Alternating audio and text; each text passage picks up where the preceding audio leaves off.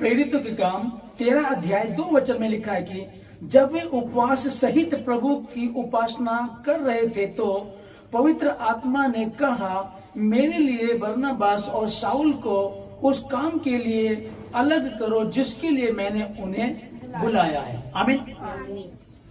उपवास सहित प्रार्थना कर रहे थे। तो जैसे कि हम देखते हैं कि उपवास रखना है और उपवास रख रहे हैं क्योंकि यीशु मसीह ने 6 अध्याय 16 वचन में कहा कि जब तुम उपवास करो तो तुम्हारा मुंह उतरा हुआ नहीं होना चाहिए, तुमको सर पे तेल लगाओ, मुंह धो, ताकि तुम अपने पिता को उपवासी दिखाई दो, ना कि किसी मनुष्य को। तो यीशु मसीह ने कहा था, इसका मतलब कि प्रभु ने कहा कि हमको उपवास रखना है। कई लोग ऐसा बोलते हैं कि उपवास, बाइबल तो उपवास नहीं बता रही है, पुराने नियम में लोग उपवास करते थे पर नए नियम में तो नहीं कहा है। पर ये यीशु मसीह कह रहे हैं जब तू उपवास करे, तो उपवास का कोई दिन नहीं बताया, महीना नहीं है, साल नहीं है, कोई समय नहीं है। यह लिखा है कि जब तुम उपवास करो तो किस प्रकार से तुमको उपवास करना है। और उपवास रखा हमने, फिर उपवास का कारण क्या हो गया। एक बार चेल यीशु मसीह के पास आकर के कहने लगे, प्रभु उस दुष्ट आत्मा को हम क्यों नहीं निकाल सके। प्रभु ने कहा, अपने विश्वास की कमी के कारण, और यह जाति, ये दुष्ट जाति, ये अंधकार की शक्ति उपवास और प्रार्थना के अतिरिक्त और किसी वस्तु से नहीं जाती। तब प्रभु ने वहां भी कहते कि उपवास और प्रार्थना के अतिरिक्त और किसी वस्तु से नहीं जाती। तो इसका मतलब अगर हमको लग रहा है कंडीशन डाउन है, कुछ प्रॉब्लम है, कुछ सुधार नहीं है, बिजनेस में, नौकरी में, परिवार में, फैमिली में कोई दिक्कत चल रही है, तब हम उपवास को रख सकते हैं। प्रभु वो प्रॉब्लम क्यों नहीं जा रही है, प्रभु हम उस प्रॉब्लम को निकालने के लिए गए थे पर वो नहीं गई। कारण क्या, अपने विश्वास के कारण उसको नहीं निकाल सके, तुम लोग उसको नहीं निकाल सके। ये जाति प्रार्थना और उपवास के अतिरिक्त और किसी वस्तु से नहीं जाती। तो प्रेरित लोग यहाँ प्रार्थना कर रहे थे, प्रेरितों ने यह प्रार्थना कर रहे थे, तो प्रार्थना का उद्देश्य भी होना बहुत जरूरी है। हाँ, नॉर्मली है कि नहीं सब कुछ ठीक है, प्रभु की दया सब अच्छा चल रहा है, तो ये बहुत अच्छी बात है, धन्यवाद के लिए प्रार्थना करो। हम देखते हैं कि अय्यूब समय के अनुसार हर वर्ष अपने बच्चों के, जितने बच्चे उसके थे, गिनती के अनुसार बलि चढ़ाया करता था। और वो लिखा है उसमें, वो ऐसे सोचता था कि शायद जाने अनजाने में कोई गलती की हो। अब स्कूल में 6 घंटे बिता करके आए, उन्होंने क्या गलती की, मार्ग में, रास्ते में, पापा तो काम पर चले गए, हमको तो पता नहीं है। तो ये भी एक कारण बन जाता है। जरूरी नहीं कि गलती करे तो ही हो, जब सब कुछ ठीक है तब भी हम कर सकते हैं। जब तू उपवास करे, उपवास का उद्देश्य होना। अब उद्देश्य मैंने पढ़ाई के लिए करना, इन दिनों में एग्जाम चल रहे हैं, या पिछली बार में कोई दिक्कत आई थी, या शादी में रुकावट है, या परिवार में, नौकरी में, जॉब में कोई भी कंडीशन हो सकती है, उसको हम प्रार्थना में रखें। पर उपवास जब रखें तो उद्देश्य का होना बहुत जरूरी है। और पवित्र आत्मा उसमें आपसे बात करेगा, पवित्र आत्मा आपसे बात करेगा। लिखा है कि ये लोग प्रार्थना करने लगे और इन्होंने उपवास के साथ प्रेरितों ने प्रार्थना करना शुरू किया। ये प्रार्थना करते गए और पवित्र आत्मा ने इन पर जाहिर किया कि क्या करना है। तब इन्होंने उन 2 लोगों को अलग करके उनके लिए प्रार्थना की। और प्रेरित तो काम 14-23 में लोग पढ़ रहे हैं कि उन्होंने उपवास सहित प्रार्थना की। हम प्रार्थना करें, हम प्रार्थना करते हैं, लोग प्रार्थना करते हैं। कई लोग कहते हैं कि मैं उपवास नहीं रख सकता, मैं उपवास नहीं रख सकती, मुझे चक्कर आते हैं, मैं दवाई खाता हूँ, मुझे डायबिटीज की दवाई खानी पड़ती है, बहुत सारी कंडीशन बताते हैं। पर उपवास का मतलब क्या है कि जब तुम उपवास करो, तुम्हें उपवास क्यों रखना चाहिए। ये दुष्ट जाति है, दुष्ट जाति का मतलब ये नहीं है कि वो सींग वाला दुष्ट है, सींग वाला जिन है, भूत है, लंबे लंबे उसके दांत है, बड़े बड़ा भालू सा, ऐसा वो नहीं है। वो बहुत खूबसूरती से आपके जीवन में आता है इम्तिहान लेने के लिए और तुमको उलझा करके चला जाता। अगर डायबिटीज की प्रॉब्लम है, कई बार डॉक्टर ने कहा भैया तुम्हें ये गोली सारी उम्र खानी पड़ेगी, ये तो तुम्हें करना ही पड़ेगा, ये तुम्हारे साथ प्रॉब्लम है, ये दवाई बनी ही रहेगी। अब उसने तो क्या दिया, बनी रहेगी। अब उसकी रिपोर्ट को हमने मान लिया। जोड़ों का दर्द है, ये तो सारी उम्र खानी पड़ेगी। अगर तुमको शुगर की बीमारी है तो इंसुलिन तुमको लेना ही पड़ेगा। बहुत सारी बीमारियां जिसमें वो बोलते हैं तुमको ये करना ही करना है, और हम बात मान लेते हैं। भाई रिपोर्ट में भी लिखा, देखो टेस्ट में आया, देखो ये MRI कराया था हमने, इसमें भी हमको इसमें बताया। ये सारी चीजें हमको समझ में आ गई और हमने डॉक्टर की बात मान ली। पर हम प्रार्थना करते हैं, राजाओं का राजा, प्रभुओं का प्रभु, वैद्यों का वैद्य, डॉक्टरों का डॉक्टर, परमेश्वर प्रभु यीशु मसीह। फिर जब वो कह रहा है, उसने खुद कहा, चेले कहने लगे प्रभु उस दुष्ट आत्मा को हम क्यों नहीं निकाल सके। तब प्रभु ने कहा अपने विश्वास की कमी के कारण। अब विश्वास की कमी किसको दर्शाती है? विश्वास की कमी के कारण जब प्रभु का खादिम कह रहा है और वचन बता रहा है, जब तुम उपवास करो, जो दिन तुमको लगे, तुमको रविवार का दिन लगता है छुट्टी का, तुम रविवार को कर लो, मंगलवार का लगता मंगलवार को कर लो, जिस दिन तुमको लगता है, जब तुम उपवास करो तो इस रीति से तुमको उपवास करना। अब कंडीशन हम अपनी रख देते हैं, मेरे साथ ये बीमारी, मेरे साथ ये प्रॉब्लम है, मैं नहीं कर सकता, मैं नहीं कर सकती। तो भैया उसने कहा था ये जाति, ये कौन सी जाति? अंधकार की शक्ति। अब शैतान क्या बीमारी लाता है, क्लेश लाता है, दिक्कतें लाता है, एक्सीडेंट करा देता, उसके ये सारे काम शैतान के, परमेश्वर की ओर से नहीं है। वो उलझाता है, विचार बुलाता है, जवान बच्चों को वो उलझा देता है ना, कारोबार में दिक्कत आती है, ये सब शैतान के काम है। तो शैतानी काम है और हर घर में ये चीज पाई जाती है कि सब कुछ ठीक चल रहा है लेकिन इसके पापा दारू पीते हैं, सब कुछ ठीक चल रहा है लेकिन बच्चा मान नहीं रहा, लड़की ऐसे कर रही है, वो पढ़ नहीं रहा, वो पढ़ नहीं रही है, वो इस काम को नहीं करते, वो बात को नहीं मानते, हर जगह कंडीशन है। तब चिल्ले कह ले प्रभु उस दुष्ट आत्मा को हम क्यों नहीं निकाल सके? आप इस बात को रखो प्रभु, ये प्रॉब्लम क्यों नहीं जा रही, बंधन क्यों नहीं टूट रहे, ये श्राप क्यों खत्म नहीं हो रहे, ये शर्मिंदगी क्यों बनी हुई है? तब प्रभु ने कहा ये जाति प्रार्थना और उपवास के अतिरिक्त और किसी वस्तु से नहीं जाती। और यहाँ हम इस वचन को पढ़ रहे हैं कि वो प्रार्थना कर रहे थे, उपवास सहित प्रार्थना कर रहे थे, तब पवित्र आत्मा ने उन पर प्रकट किया। तब पवित्र आत्मा तुमको आशीष देगा, पवित्र आत्मा तुमको समझ देगा, मांगने की, समझने की, डॉक्टर के पास जाना कि नहीं जाना, दवाई बंद करनी, क्या करना, किस तरीके से चलना, कैसे उसके सभी बैठेंगे, वो तुमको समझ बुद्धि देगा। प्रार्थना करने लगा सुलेमान और प्रभु ने कहा कि मैंने तेरी प्रार्थना सुन ली, मांग तुझे क्या मांगना है। लिखा ना ऐश्वर्य मांगा, ना धन, ना दौलत, ना कुछ ताकत, ना दुश्मनों के लिए कुछ मौत, भैया मेरा पड़ोसी के साथ ऐसा हो जाए, कुछ नहीं मांगा। उसने कहा कि परमेश्वर मुझे बुद्धि दे, समझ दे, ज्ञान दे प्रभु, ताकि मैं तेरे भेदों को समझ। प्रार्थना की तो वहां उपवास की बात नहीं लिखी है, लेकिन प्रार्थना की बात लिखी है। तो परमेश्वर ने उसकी प्रार्थना को सुन लिया और सुनकर के कहा मैं तुझे इतना धन दूंगा, ना तो तुझसे पहले किसी के पास था और ना तेरे बाद किसी के पास होगा। तो परमेश्वर ने जब बताया, कारण क्या था, उसके मांगने का बहुत अच्छा तरीका था, प्रभु तुम मुझको बुद्धि दे। और बुद्धि किस लिए चाहिए? उपवास सहित प्रार्थना करना हम लोगों को।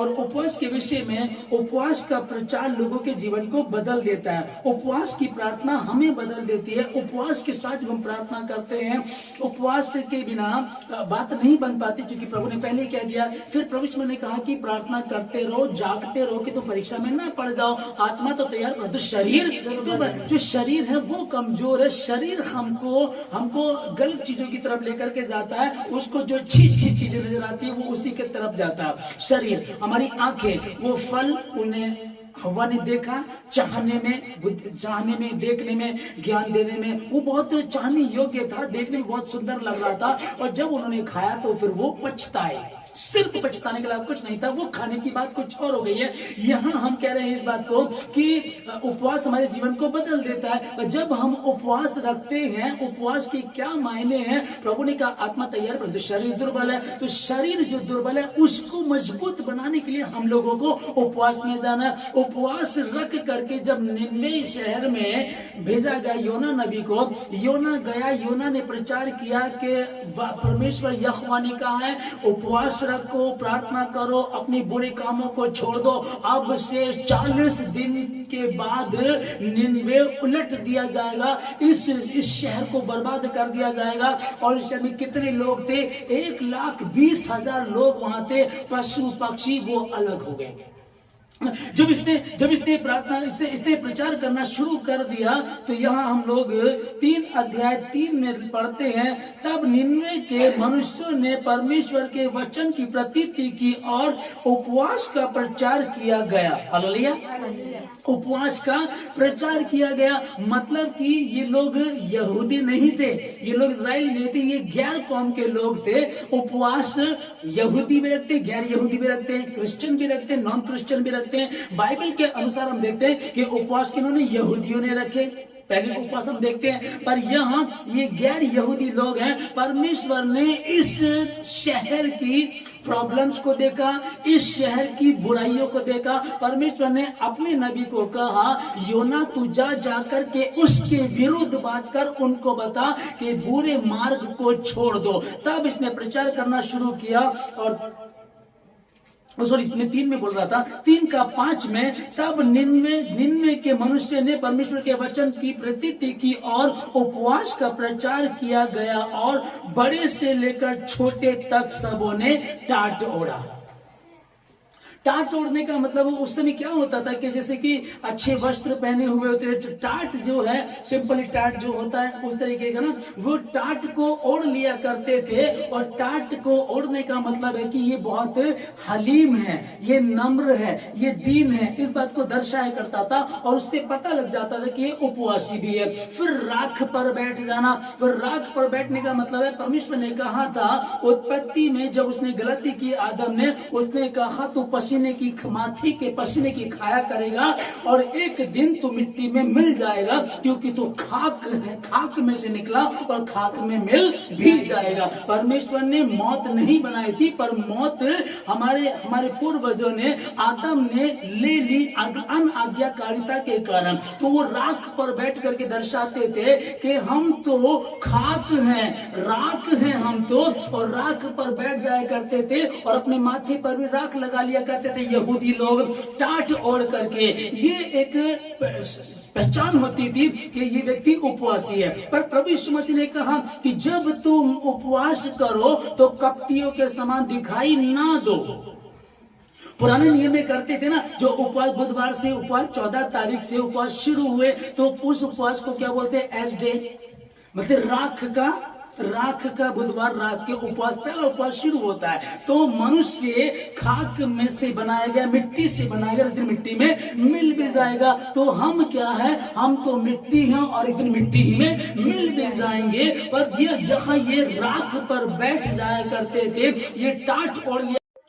तो साथ में लिखा है, राजा ने प्रधानों से सम्मति लेकर निन्वे में इस आज्ञा का ढिंडोरा पिटवाया, क्या मनुष्य, क्या गाय बैल, क्या भेड़ बकरी व अन्य पशु कोई भी कुछ ना खाए और ना पानी पिए।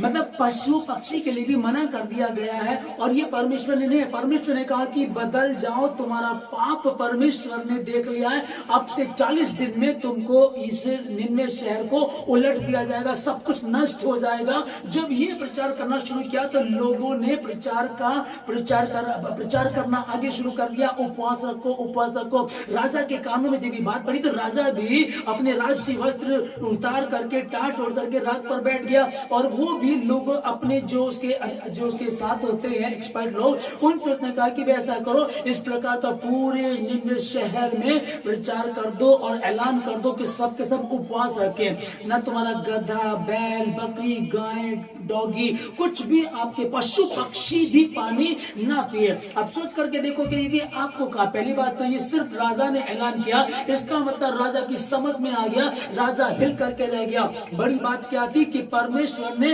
अपने दास को भेजा और दास को भेज करके कहा, जा उस निन्वे शहर में जा, उनका पाप मेरी दृष्टि में बढ़ गया है और जाकर के प्रचार कर। निन्वे शहर के लिए वो जानता था, योना कहने लगा वो तो बहुत दुष्ट लोग हैं, मैं ऐसा प्रचार करूंगा तो मुझे मार डालेंगे वो। अगर मैं जाके कहूंगा देखो भाई तुम वह विचार मत करो, तेरा इसकी पत्नी से चल रहा है, तेरा इसके पति से चल रहा है, तू इस लड़की ऐसा कर रही है, तू ऐसा कर रहा, तुम जुआ खेल रहे हो, तुम दारू पी रहे हो, मैं कहूंगा तो तुम मुझे मार डालेंगे। तब ये परमेश्वर की उपस्थिति से भाग गया और बाद में फिर जब लौट करके आया, फिर ये गया मजबूत होकर के। जब परमेश्वर इसको कह रहा कहने के लिए, तो ये क्यों डर रहा है? जा करके बता दे, बोल दे, वो मानेंगे, अच्छी बात है, नहीं मानेंगे तो ना माने। और इसने सिर्फ एक दिन में घूम करके प्रचार किया। और प्रचार इसने ये नहीं कहा कि तुम उपवास रखो, इसने कहा कि अब से 40 दिनों बाद निन्वे शहर पलट दिया जाएगा, इतना कहा इसने। और आगे 40 दिन के बीतने पर निन्वे उलट दिया जाएगा। अब उलट दिया जाएगा क्या? पर जिन लोगों ने सुना उन्होंने विश्वास किया और प्रचार ये करा दिया अपने लोगों में, उपवास रखो, उपवास रखो। अब राजा के दिमाग में कैसी भयंकर बात आई कि कोई पशु पक्षी भी ना तो खाए ना तो पानी पिए। आपको मैं कहने लगूं कि आपके गधे बैल बकरी हैं वो भी उपवास रखेंगे, वो भी कुछ नहीं खाएंगे। आप कहने लोगे नहीं हम लोग उपवास रखेंगे, वो क्यों रख रहे हैं? क्योंकि वो भी तुम्हारे साथ जो तुम उनका दूध पीते हो, तुम उनका दूध पीते हो, वो भी तुम्हारे साथ है, तुमका दूध पीते हो, उनका बिजनेस करते हो, उसी पैसे को लेते हो, झूठ बोलते हो, सच बोलते हो, उसी पैसे का तुम खाते हो। तो उनके द्वारा पूरे में गड़बड़ी आ गई है। अब कोई भी पशु पक्षी ना खाए। जब राजा अपने सिंहासन से नीचे उतर करके आ गया, टाट ओढ़ लिया, राग पर बैठ गया, अब तुमको भी वही करना। इन्होंने करना शुरू किया और 9 में और पशु दोनों टाट ओढ़े और आगे राजा कह रहे कि वो और उस उपद्रव से जो वे करते हैं वो पश्चाताप करें। जो उपद्रव करते हैं, जो मेरे लोग हैं, मेरी प्रजा है, जो गलत काम करते हैं, पश्चाताप करें। और संभव है कि परमेश्वर दया करे और अपनी इच्छा बदल दे और उसका भड़का हुआ कोप शांत हो जाए, हम नष्ट होने से बच जाएं। एक तरीका। अब यहाँ क्या था? योना ने ये थोड़ी बोला कि तुम प्रचार करो। योना ने बोला कि भैया बदल जाओ, सुधर जाओ, इतना कहा होगा। लेकिन हम यहाँ जो 4 में पढ़ रहे हैं उसके प्रचार को, योना ने नगर में प्रवेश करके 1 दिन की यात्रा पूरी की और यह प्रचार करता गया, अब से 40 दिन के बीतने पर निन्वे उलट दिया जाएगा। तब निन्वे के लोग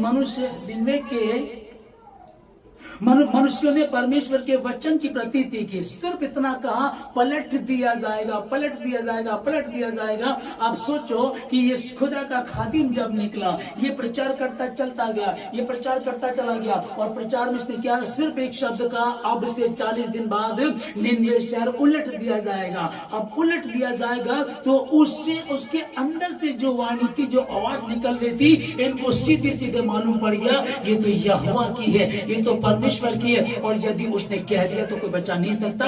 और यदि वो भेज रहा है, कहता है कि बदल जाओ भी नहीं लिखा, यहाँ तो लिखा है कि उलट दिया जाएगा। तो इन्होंने खुद ही निर्णय लिया, अगर उलट दिया जाएगा तो क्या तरीका है? हालेलुया। उलट दिया। सिर्फ इतना प्रचार किया, अब से 40 दिन बाद निन्वे शहर उलट दिया जाएगा, अब से 2 दिन बाद ये हो जाएगा, अब से बाद ये हो जाएगा।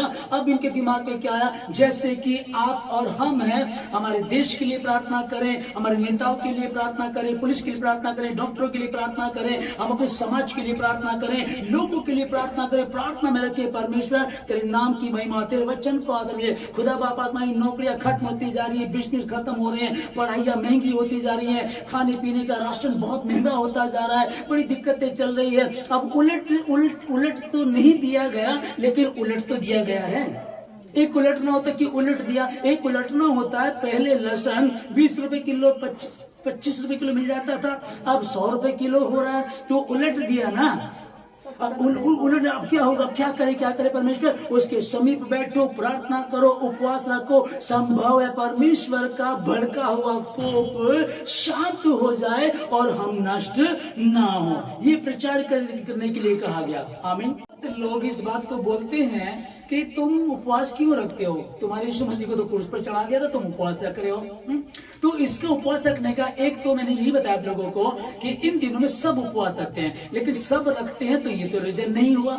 फिर दूसरी मेन बात क्या? मेन बात ये है कि यीशु मसीह क्रूस पर चढ़ाया गया, चढ़ाने के बाद वो मारा गया, दफना दिया गया और तीसरे दिन मुर्दों में से जी उठा और उसने मौत पर विजय पाई। मौत पर विजय पाई। शैतान मौत लेकर के आया, मृत्यु लेकर के आया। परमेश्वर ने आदम हव्वा से कहा था कि उस वृक्ष का फल कभी नहीं खाना, जिस दिन उसका तुम फल खाओगे उसी दिन निश्चय उसी दिन मर जाओगे। और उन्होंने फल खाया और वो मरे तो नहीं, लेकिन आत्मिकता चली गई, पवित्र आत्मा चला गया है। लज्जाते नहीं थे, नंगे थे, लज्जाते नहीं थे, पर जब इन्होंने वो फल खाया तो लज्जा आई इनको। ये कहने लगे कि हम तो निवस्त्र हैं, नंगे हैं, ये भागे उधर से। अब समझिएगा, वो जो उन्होंने पाप किया था, अभी यीशु मसीह ने मौत पर विजय पाई, शैतान मौत लेकर के आया, मौत पर विजय पाई, वो मरा, मर करके तीसरे दिन जी उठा। लिखा है कि यीशु मसीह मरा और कब्रें खुल गई, मंदिर का पर्दा ऊपर से लेकर नीचे तक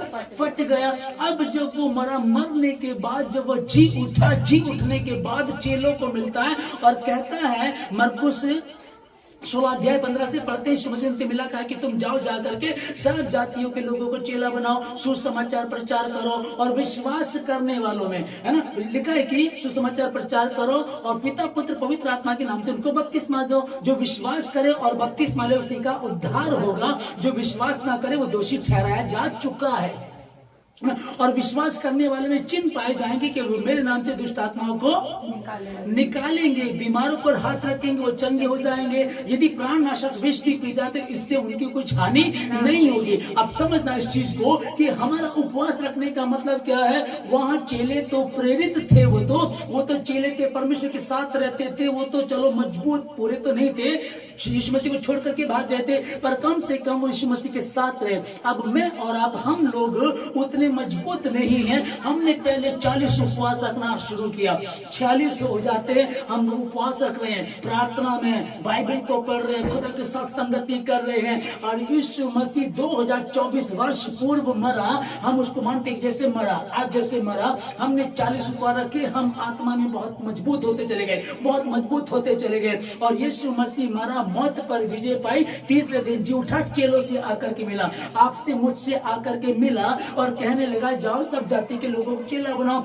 जब हम मजबूत हैं, आत्मा में मजबूत हो गए, तो यीशु मसीह आकर के हमसे मिला, वो पवित्र यीशु मसीह आकर के मिला और कहने लगा, देखो मैं मर गया था, अब जी उठा, और मृत्यु और अधोलोक की कुंजियां मेरे ही हाथों में, मेरे बंद किए को कोई खोल नहीं सकता, मेरे खोले को कोई बंद नहीं कर सकता। जाओ सब जाति के लोगों को सुसमाचार प्रचार करो। इसलिए हम पहले उपवास रखते हैं कि हम मजबूत हो जाए। यीशु मसीह उस तारीख को, मतलब आज से 46 दिन बाद, जैसे 14 फरवरी से उपवास शुरू हुए, 46 दिन बाद उसको हम ऐसा देखते हैं कि गुड फ्राइडे आएगा, दिन वो मारा जाएगा, तीसरे दिन वो जी उठेगा, आकर के अपने बच्चों से मिलेगा। हम तब तक अपने आप को मजबूत कर रहे हैं, और आत्मिकता में यीशु मसीह मौत पर विजय पाएगा, मौत को हरा करके आएगा और मुझसे आकर के मिलेगा, कहेगा जिसके लिए तू प्रार्थना करेगा वो चंगा हो जाएगा, तू यीशु मसीह के नाम, मेरे नाम से तू दुष्ट आत्मा को डांटेगा और वो छोड़ करके चली जाएगी। ये कारण उपवास का यीशु मसीह के नाम है। हालेलुया। मैं आशीष देता हूँ यीशु मसीह के नाम में, जितने भवन में, जितने ऑनलाइन सुन रहे हैं, हम उपवास रखें, प्रार्थना में जाएं। और यीशु मसीह ने अपनी चोलों से कहा, जब तुम उपवास करो, इसका तो उपवास कर सकते थे, तुम उपवास करो, तो ये उपवास में जाए और पवित्रता में जाए। और जैसे यीशु मसीह जी उठने के बाद चेलों से मिला और उनको कहा, जाओ सब जाति के लोगों चेले बनाओ, वैसे वो हमसे कह सके। हम इस तैयारी को करें कि प्रभु मुझे बुद्धि दे, मुझे ज्ञान दे, समझ दे, मेरी आत्मा तैयार हो। आपके वचन में मैंने पढ़ा, शरीर तैयार, आत्मा तो तैयार है, शरीर दुर्बल है, इसलिए जागते रहो, प्रार्थना करते रहो, उपवास रखो। ये दुष्ट जाति प्रार्थना और उपवास के अतिरिक्त और किसी वस्तु से नहीं जाती। हम प्रार्थना करते हैं, उपवास भी रखेंगे, मजबूत होंगे। यीशु मसीह तीसरे जी उठेगा और आकर के हमसे मिलेगा, कहेगा, जाओ जा करके दुष्ट आत्माओं को निकालो, बीमारों को चंगा करो, कोढ़ियों को शुद्ध करो, मरे हुए को जिलाओ, मैं युग के अंत तक सदैव तुम्हारे साथ हूं। इसलिए हम इन उपवासों को रखते हैं, इसलिए इन उपवासों में हम जाते हैं ताकि हम मजबूत हो सके। क्योंकि कोई भी चीज लेने के लिए, हम सब्जी लेने जाते हैं, थैला लेकर के जाते हैं, दूध लेने जाते हैं, हमको कुछ डब्बा चाहिए होता है, जो आशीष चाहिए तो वो बर्तन भी चाहिए, ये पात्र, ये शरीर, ये मेरी आत्मा, ये जो मैं हूं, मुझे वो आशीष चाहिए, बरकत चाहिए। शुभती जब आए वो कहे, जाओ जा करके बीमारों को चंगा करो, तो मैं अपने आप को तैयार कर रही हूँ, मैं अपने आप को तैयार कर रहा हूँ, उपवास करके, प्रार्थना करके, वचन को पढ़ के, परमेश्वर के साथ संगति करके। इसलिए इन दिनों में हम उपवास रखते हैं। बाइबल में उस रीति से नहीं लिखा है, पर यह भेद जो प्रभु ने प्रकट किया, इससे बड़ी बात नहीं है। मैं आशीष देता हूं आप लोगों को, आप रखिएगा, शैतान चाल चलेगा, उलझाएगा, पर डरना नहीं। देखो मैं युग के अंत तक सदैव तुम्हारे साथ हूं। मैं सबको आशीष देता हूं। प्रभु जी धन्यवाद देते सारी बातों के लिए, धन्यवाद कर प्रार्थना यीशु के नाम से मांगते हैं।